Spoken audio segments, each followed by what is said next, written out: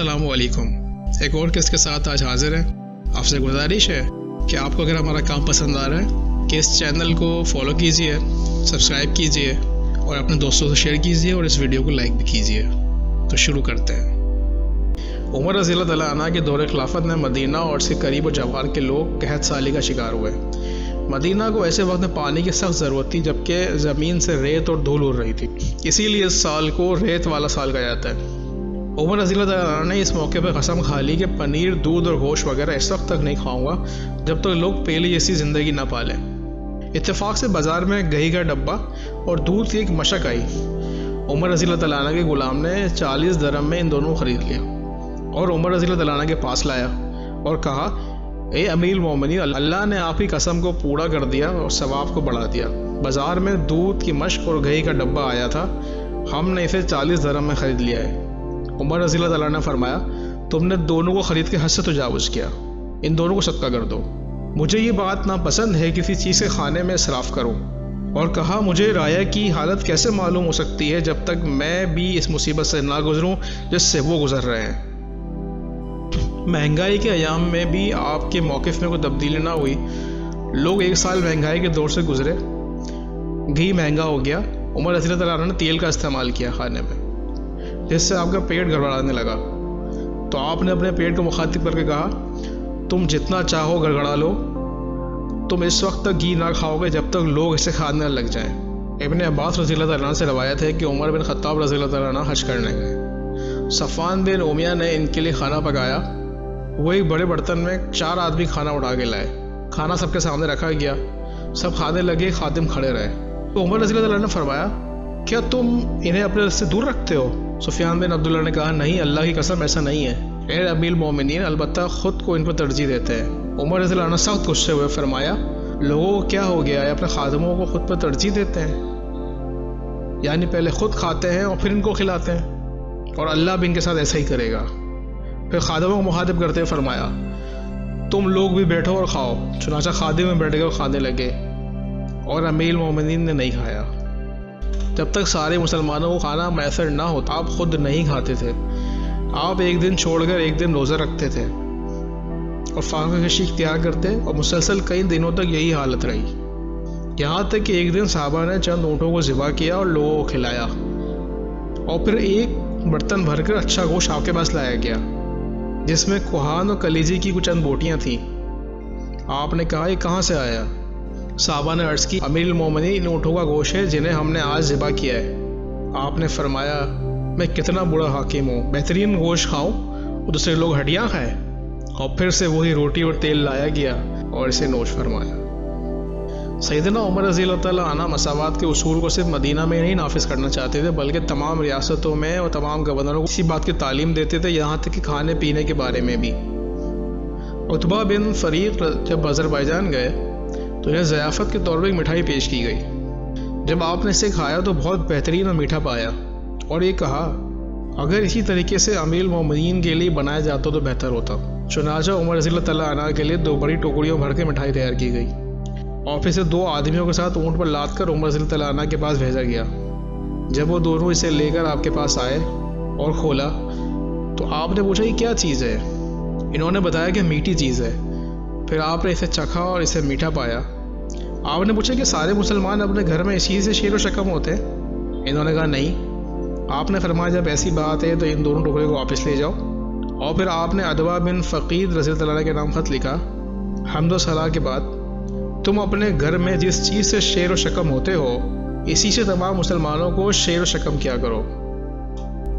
उमर बिन आस रज़ी अल्लाह तआला अन्हु जब आप मिस्र के गवर्नर थे, उमर बिन ख़त्ताब रज़ी अल्लाह तआला अन्हु के बेटे अब्दुर्रहमान पर शराब नोशी की हद नाफिज की गई। लोग यही जानते थे कि कोई भी शरई हद शहर के आम मैदान में नाफिज होती है ताकि वो सज़ा सबके सामने बाइस इबरत हो। लेकिन उमर बिन आस रज़ी अल्लाह अन्हु ने खलीफा के साहबजादे पर घर के अंदर जाकर हद नाफिज की। उमर रज़ी अल्लाह तआला अन्हु को इस वाक़े की खबर हुई तो उमर बिन आस रज़ी अल्लाह अन्हु को ख़त लिखा, मुझे तुझ पर और मेरे अहद व पैमा के ख़िलाफ़ तेरी जुर्रत पर हैरत है। तुम्हारे बिलमुकाबिल मैंने बाज़ इन बदरी साहबा की मुखालफत की जो तुम में से बेहतर थे। मैंने तुम्हें इसलिए मुंतखब किया था कि तुम मेरी तरफ से दिफा करोगे और मेरे अहद को नाफिज करोगे। لیکن میں دیکھ رہا ہوں کہ تم بھی اسی خواہی میں لت پت ہو۔ اگر میں تم کو عہدے سے برطرف کرتا ہوں یہ بھی اچھی بات نہیں۔ تم نے عبد الرحمن کو اپنے گھر میں مارا جب جانتے ہو کہ یہ میرے مزاج و عہد کے خلاف ہے۔ عبد الرحمن تمہاری رعایا کا ایک فرد ہے، جو کچھ تم دوسرے مسلمانوں کے ساتھ کرتے ہو وہی اس کے ساتھ کرو۔ لیکن تم نے کہا کہ یہ امیر المومنین کے صاحبزادے ہیں۔ تمہیں معلوم ہے کہ اگر میرے نزدیک کسی پر اللہ کا حق واجب ہے تو میں اس میں سے کسی کے لیے کوئی مروت رعایت نہیں کرتا۔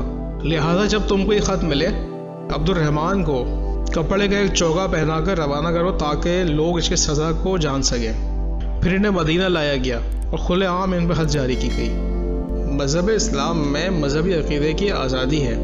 اسلام نے کسی فرد کو زبردست اسلام قبول کرنے مجبور نہیں کیا، بلکہ اسے اللہ کی مخلوق، اس کی کائنات دین کے بارے میں غور و فکر کرنے کی دعوت دی۔ اپنے ماننے والوں کو حکم دیا کہ لوگوں سے اچھے طریقے سے گفتگو کرو۔ اللہ تعالیٰ قرآن میں فرماتا ہے دین میں کوئی زبردستی نہیں۔ اور پھر یہ جگہ فرمایا پھر اگر وہ منہ پھیر لیں تو ہم نے تجھے ان پر کوئی نگراں بنا کر نہیں بھیجا، تیرے ذمہ پہنچا دینے کے سوا کچھ نہیں۔ سیرت فاروق میں بھی ہمیں یہ بات ملتی ہے کہ آپ نے اپنے دور حکومت میں مذہبی آزادی کو پوری حمایت دی۔ اسی سلسلے میں رسول اللہ صلی اللہ علیہ وسلم اور ابوبکر صدیق رضی اللہ عنہ کے نقش قدم پر چلے۔ آپ نے اہل کتاب کو ان کے مذہب پر باقی رکھا، ان سے جزیہ وصول کیا اور عہد و معاہدہ کیا۔ عہد فاروقی میں اسلامی فتوحات جسے صحابہ نے بڑی بے جگری سے انجام دیا، اس بات پہ شاہد ہیں کہ اسلام نے دیگر مذاہب کا پورا احترام کیا ہے۔ اس کی اعلیٰ قیادت کسی کو زبردستی مسلمان بنانے کی کوشش نہیں کرتی۔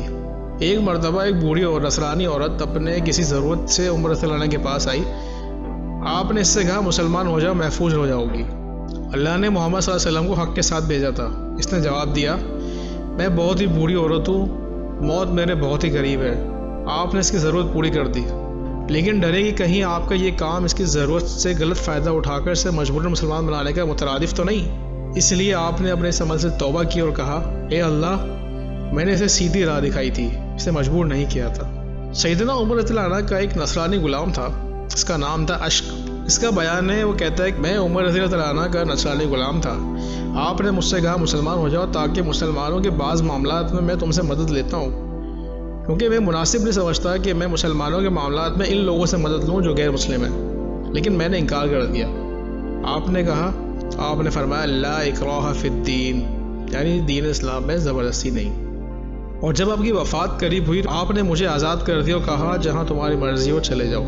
اہل کتاب اپنی عبادت گاہوں اور گھروں میں اپنے مذہبی شاعر کی ادائیگی کرتے اور عبادت کے طریقوں کو بجا لاتے تھے، کوئی ان کو اس سے منع نہیں کرتا تھا۔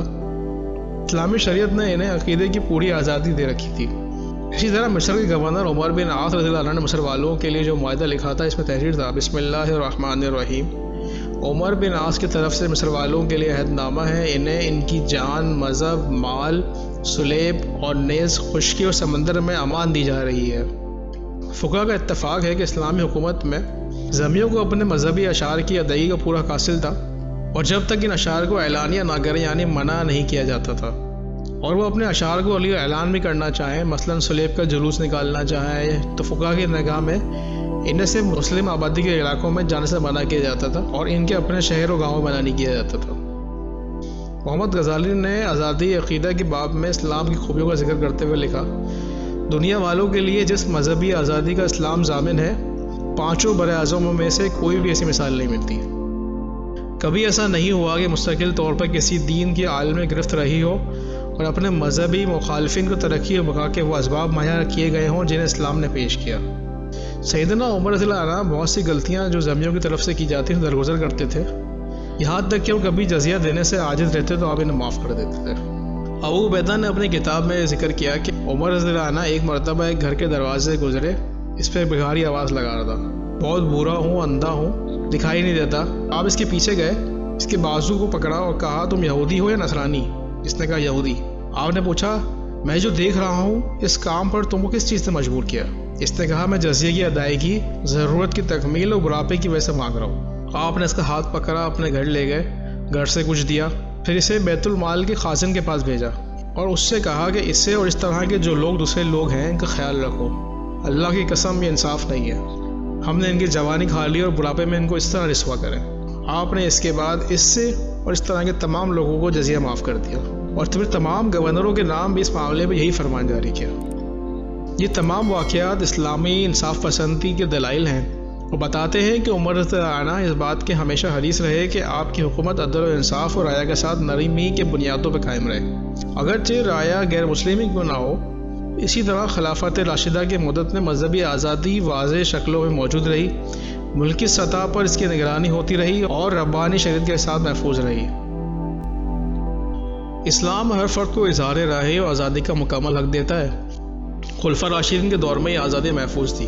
عمر رضی اللہ عنہ لوگوں کو موقع دیتے تھے کہ اپنی بہترین آراء بیان کریں، اپنے رائے کا اظہار کریں۔ سیدنا عمر رضی اللہ عنہ سے روایت ہے کہ آپ کی ملاقات ایک آدمی سے ہوئی۔ اس سے آپ نے پوچھا تمہارے معاملے کا کیا بنا؟ اس نے کہا علی اور زید نے فیصلہ کیا ہے۔ آپ نے فرمایا اگر میں ہوتا تو یہ فیصلہ اس طرح کرتا۔ اس نے کہا خلافت آپ کی ہے، رکاوٹ کس بات کی ہے؟ آپ نے فرمایا اگر میں تمہیں کتاب الہی اور سنت نبوی پہ قائل کرنا ہوتا تو اب تک کر چکا ہوتا۔ یہ صرف میری رائے ہے اور سب آراء برابر ہیں، خواہ وہ میری رائے ہو یا علی اور زید کی۔ اسی طرح عمر فاروق رضی اللہ عنہ صحابہ کرام کو اجتہادی مسائل کے اظہار رائے کی آزادی دے رکھی تھی۔ انہیں کبھی اجتہاد سے نہیں روکا، نہ کسی مخصوص رائے کے اظہار میں مجبور کیا۔ عہد فاروقی اور خلفاء راشدین کے دور میں حاکم وقت پر تنقید اور نصیحت کرنے کا دروازہ ہر وقت کھلا رہتا تھا۔ عمر فاروق رضی اللہ عنہ فرماتے ہیں مجھے بھلائی کا حکم دے کر برائی سے روک کر اور مجھے نصیحت کر کے میری مدد کرو۔ آپ کہا کرتے تھے میرے نزدیک سب سے پسندیدہ شخص وہ ہے جو میرے عیوب سے مجھے آگاہ کرے۔ ایک دن آپ لوگوں کے درمیان خطبہ دینے کے لیے کھڑے ہوئے اور آپ نے کہا اے لوگوں سنو اور اطاعت کرو۔ ایک آدمی نے بات کاٹتے ہوئے کہا اے عمر نہ سنیں گے نہ اطاعت کریں گے۔ آپ نے نرمی سے پوچھا اللہ کے بندے کیوں؟ اس نے کہا اس لیے کہ بیت المال سے جو کپڑا سب میں تقسیم کیا گیا تھا اس میں سے صرف قمیص ہی بنوا سکتے تھے لوگ، مکمل جوڑا نہیں بن سکتا تھا، اور آپ کو بھی اتنا ہی کپڑا ملا ہوگا تو پھر آپ کا جوڑا کیسے تیار ہو گیا؟ عمر رضی اللہ تعالیٰ عنہ اپنی جگہ پہ کھڑے رہے اور اپنے بیٹے عبداللہ کو بلایا۔ عبداللہ نے بتایا کہ انہوں نے اپنے والد کو اپنے حصے کا کپڑا دیا ہے تاکہ ان کا لباس مکمل تیار ہو جائے۔ یہ سن کر صحابہ مطمئن ہو گئے اور اس آدمی نے کہا اے امیر المومنین اب سنوں گا پھر اطاعت بھی کروں گا۔ ایک موقع پر آپ نے خطبہ دیا اور فرمایا عورتوں کا مہر مقرر کرنے سے متعلق کوئی بات کی اور کہا کہ اس اوقات تک تو عورتوں کو مہر مقرر کرو۔ ایک عورت نے اعتراض کیا اور کہا کہ آپ کوئی حق نہیں پہنچتا۔ آپ نے کہا کیوں؟ اس نے سورہ نساء کی آیت نمبر 20 ترجمہ اور ان بیویوں میں سے کسی کو تم نے خزانے کا خزانہ دے رکھا ہو تو بھی اس میں سے کچھ نہ لو، کیا تم اسے ناحق اور کھلا گناہ ہوتے ہوئے بھی لے لو گے؟ تم اسے کیسے لے لو گے؟ عمر رضی اللہ عنہ نے فرمایا عورت نے صحیح کہا ہے، مرد نے غلطی کی ہے۔ آپ نے کہا کہ اللہ مجھے بخش دے، ہر انسان مجھ عمر سے زیادہ سمجھدار ہے۔ پھر آپ لوٹ کر ممبر پہ آئے اور آپ نے کہا اے لوگو میں نے عورتوں کا مہر 400 درہم سے زیادہ مقرر کرنے کو تم کو منع کیا تھا، لیکن جو اپنے مال سے خوشی خوشی دینا چاہے وہ دے سکتا ہے۔ سیدنا عمر رضی اللہ عنہ کو معلوم ہوا کہ حذیفہ بن یمان رضی اللہ عنہ نے ایک یہودی عورت سے شادی کی ہے، تو ان کو خط لکھا اور کہا اس کا راستہ صاف کر دو، یعنی طلاق دے دو۔ حذیفہ رضی اللہ عنہ نے جواباً تحریر کیا کیا آپ کے خیال میں وہ حرام ہے میں اسے طلاق دے دوں؟ آپ نے فرمایا میرا یہ خیال نہیں کہ وہ حرام ہے، بلکہ مجھے خوف ہے کہ تم ان میں سے فحاشہ اور بدکار عورتوں سے شادی کرنے کے عادی نہ ہو جاؤ۔ اور دوسری روایت میں یہ کہا گیا مجھے ڈر ہے کہ تم مسلمان عورتوں کو چھوڑ دو گے اور بدکار عورتوں سے شادی کرنے لگو گے۔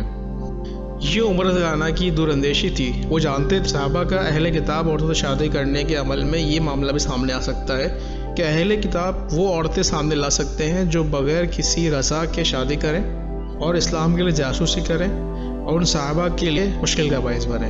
اس دور اندیشی کو ذہن میں رکھتے ہوئے اس چیز سے منع فرمایا اور اس چیز کا حکم دیا کہ عورتوں کو جیسے شادی کرنا چاہتے ہو تو مسلمان عورتوں سے کرو۔ سیدنا ابوبکر رضی اللہ عنہ کی وفات کے بعد جب عمر رضی اللہ عنہ مسلمانوں کے خلیفہ بنائے گئے تو کافی دنوں تک آپ نے بیت المال سے کچھ نہ لیا، یہاں تک کہ آپ کو کافی تنگی کا سامنا کرنا پڑا۔ آپ رعایا کے کام میں مشغول ہونے کی وجہ سے آپ کی تجارت کی آمدنی کم ہو گئی۔ اس وقت آپ نے صحابہ کرام کو بلوایا اور اس سلسلے میں ان سے مشورہ لیا۔ آپ نے کہا میں نے خود کو اس منصب خلافت کے لیے مشغول کر دیا ہے تو کیا بیت المال سے مجھے کتنا لینا درست ہے؟ سیدنا عثمان بن عفان رضی اللہ عنہ نے کہا کھائیے اور کھلائیے۔ سعید بن زید، عمر بن نفیل رضی اللہ عنہ نے بھی یہی رائے پیش کی۔ سیدنا عمر رضی اللہ عنہ نے علی رضی اللہ عنہ سے پوچھا آپ کیا کہتے ہیں؟ انہوں نے کہا دوپہر کا اور شام کا کھانا۔ چنانچہ سیدنا عمر رضی اللہ عنہ نے اسی پر عمل کیا۔ بیت المال سے اپنا حق لینے کے بارے میں انہوں نے کہا میں اللہ کے مال کی حفاظت میں خود کو یتیم کے نگراں کے قائم مقام بنا لیا ہے۔ اگر میں اس سے بے نیاز ہو گیا تو لینا چھوڑ دوں گا، اگر میں اس کا ضرورت مند ہوا تو اس میں سے معروف طریقے سے کھاؤں گا۔ ربیع بن زیاد حارثی سے روایت ہے کہ وہ سیدنا عمر رضی اللہ عنہ کے پاس آئے، آپ کی بدحالی اور تنگی دیکھ کر وہ تعجب میں پڑ گئے اور کہنے لگے، اے امیر المومنین، آپ اچھے کھانے اور بہترین سواری اور نرم کپڑے کے زیادہ حقدار ہیں۔ اس وقت آپ موٹی خوراک تناول فرما رہے تھے۔ یہ سن کر آپ نے اپنے پاس رکھا ہوا ایک ڈنڈا اٹھایا، اس کے سر پہ دے مارا، پھر کہا، تم نے اللہ کی رضامندی کے لیے نہیں بلکہ میری غربت چاہنے کے لیے بات کہی ہے۔ اگرچہ میرا گمان ہے کہ تم میں بھلائی ہے، تمہارا بڑا ہو کیا تم میری اور ان لوگوں کی مثال جانتے ہو؟ انہوں نے کہا، کیا مثال ہے؟ آپ نے فرمایا، اس قوم کی مثال ہے جس نے سفر شروع کیا، اپنا خرچ اپنے میں سے کسی ایک آدمی کو بطور امانت دے دیا اور کہا کہ ہمارے اوپر حسب ضرورت خرچ کرو۔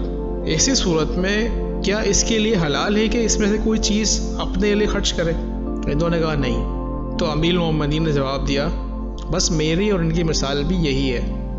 تہذیب کی ترقی کے مختلف میدانوں میں ہجری تاریخ کے آغاز کو ایک اہم مقام دیا جاتا ہے۔ ہجری تاریخ کے موجد سیدنا عمر رضی اللہ عنہ تھے۔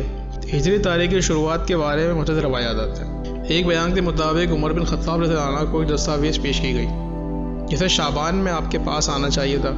آپ نے کہا، کیا یہ وہ شعبان ہے جو گزر گیا ہے یا آئندہ شعبان ہے، یا اس شعبان کے مہینے سے ہم گزر رہے ہیں وہ مراد ہے؟ پھر آپ نے صحابہ کو جمع کیا، ان سے کہا، لوگوں کے لیے کوئی تاریخ متن کرو تو سب کو معلوم رہے۔ کسی نے مشورہ دیا روم والوں کی تاریخ کا اعتبار کر لیا جائے۔ اس پر کہا گیا کہ وہ بہت لمبا سال ہوتا ہے۔ دوسری بات یہ گئی کہ اپنی تاریخ ذوالقرنین کی پیدائش سے جوڑتے ہیں۔ کسی نے مشورہ دیا اہل فارس کی تاریخ کا اعتبار کر لیا جائے۔ پھر وہ سب اس بات پہ متفق ہوئے کہ دیکھیں رسول اللہ صلی اللہ علیہ وسلم کتنے دنوں تک مدینے میں رہے۔ چنانچہ انہوں نے حساب لگایا، اللہ کے رسول مدینے میں 10 سال رہے۔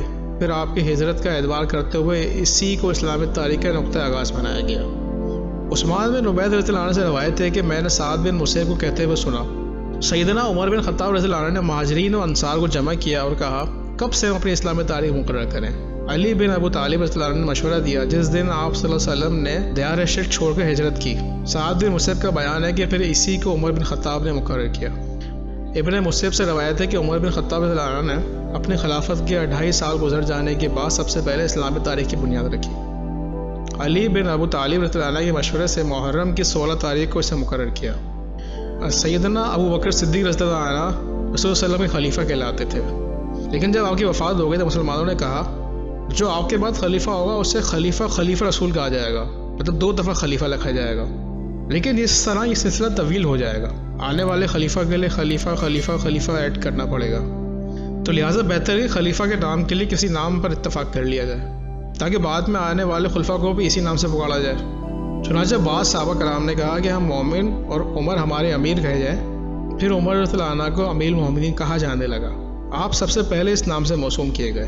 بعض روایتوں کے مطابق عمر بن خطاب رضی اللہ عنہ نے عراق کے گورنر کے پاس لکھا کہ میرے پاس 2 بہادر اور شریف لوگوں بھیج دو، میں ان سے عراق اور ان کے لوگوں کے بارے میں کچھ پوچھنا چاہتا ہوں۔ انہوں نے لبید بن ربیعہ اور عدی بن حاتم رضی اللہ عنہ کو بھیجا۔ وہ دونوں مدینہ آئے، مسجد کے صحن میں اپنی اپنی سواری کو بٹھایا، پھر آپ مسجد میں داخل ہوئے۔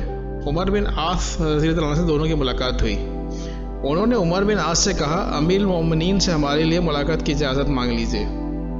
عمر رضی اللہ عنہ عمر بن خطاب رضی اللہ عنہ کے پاس گئے اور کہا، السلام علیکم امیر المومنین۔ عمر بن خطاب نے فرمایا، اے ابن عاص، اس نام میں تمہیں کیا خوبی نظر آئی؟ انہوں نے کہا، جی ہاں، لبید بن ربیعہ اور عدی بن حاتم آئے ہیں اور انہوں نے کہا ہے کہ امیر المومنین سے ہماری ملاقات کی اجازت مانگ لیجیے۔ تو میں نے کہا، اے اللہ کی قسم، تم دونوں نے آپ کا درست اور بہتر نام لیا ہے، وہ امیر ہیں اور ہم مومن ہیں۔ اسی دن سے آپ کو امیر المومنین لکھا جانے لگا۔ آج کے لیے اتنا ہی، اگلی قسط کے ساتھ دوبارہ حاضر ہوں گے، جب تک کے لیے اللہ حافظ۔